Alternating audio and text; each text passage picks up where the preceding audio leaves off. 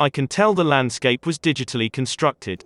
I have seen more details in travel YouTube videos which show these type of landscapes. I like the snare and bass in this scene.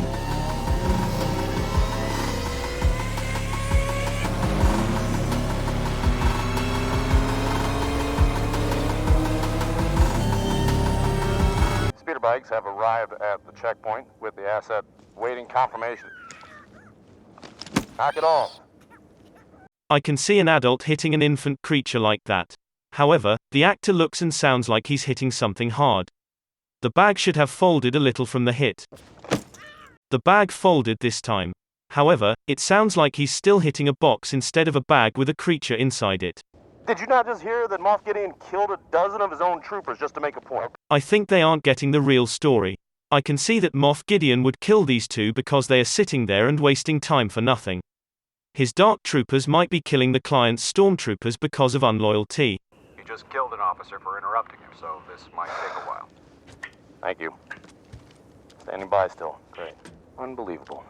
This bit of scene is good as a comedy sketch since I don't believe he's killing troops without a better reason.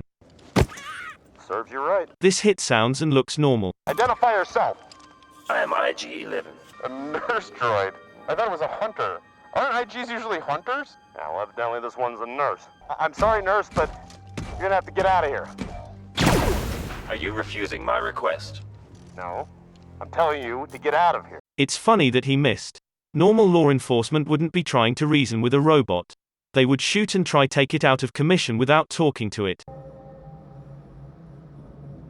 These stormtroopers really would accidentally shoot each other after watching the last two scout troopers.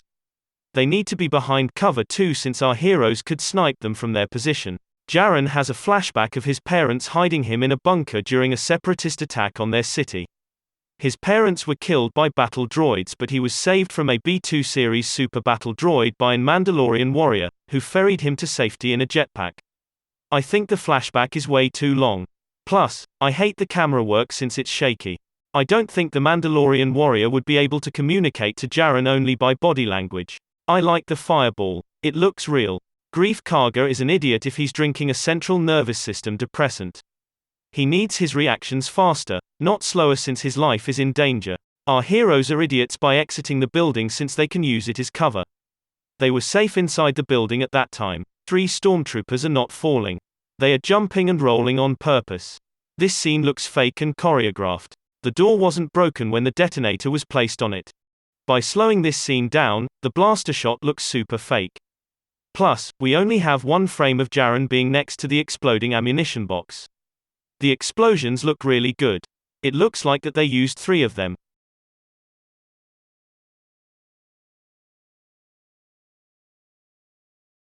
By slowing this scene down, one can definitely tell that the filmmakers used 2 explosions. I don't think that the flamethrower would create an explosion like that just by going through the window.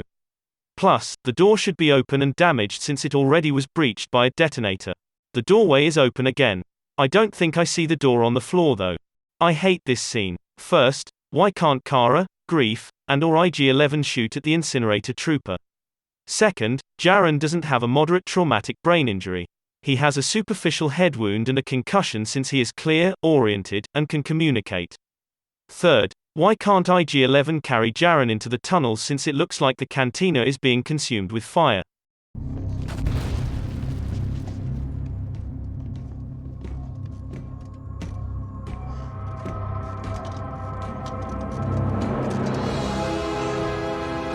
This scene is super dumb. The music is manipulating the audience's emotions. Stop. I can stand. The Bacta infusion is working. Thank you, Captain Obvious. I really like that the R-series astromech droid has arms and legs. I wonder why other astromechs don't have arms and legs since that would be more useful than being on wheels. This droid looks super fake in this scene compared to the previous scenes because this is a practical effect than a CGI one. The lighting looks super off too.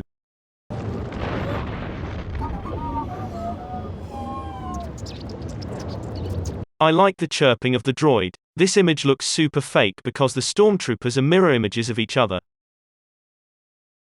No, we need you. There's nothing to be sad about. I've never been alive. I'm not sad. Yes, you are. I'm a nurse droid. I've analyzed your voice.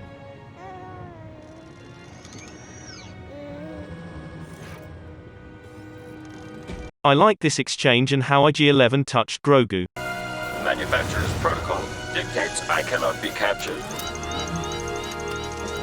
I must be destroyed. I guess it makes sense that the stormtroopers didn't take any precautions because they are super stupid. I have no idea why they would stop training their guns on IG-11. It would make more sense for them to open fire as soon as they saw the droid.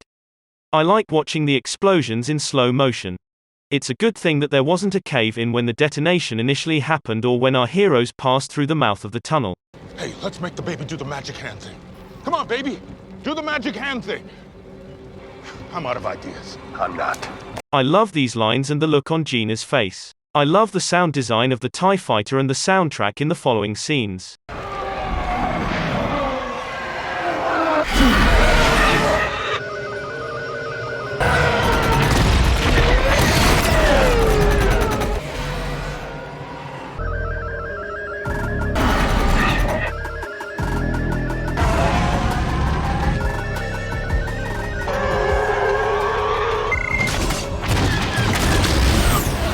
I don't like Jaren being jerked around and attached to the TIE fighter like that.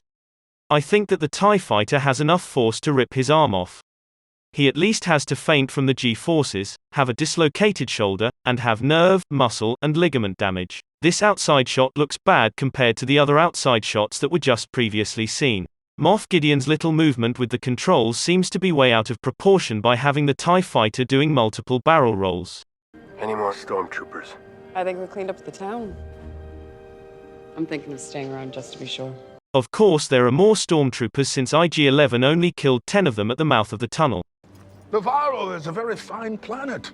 And now that the scum and villainy have been washed away, it's very respectable again. I like these lines because they have great imagery.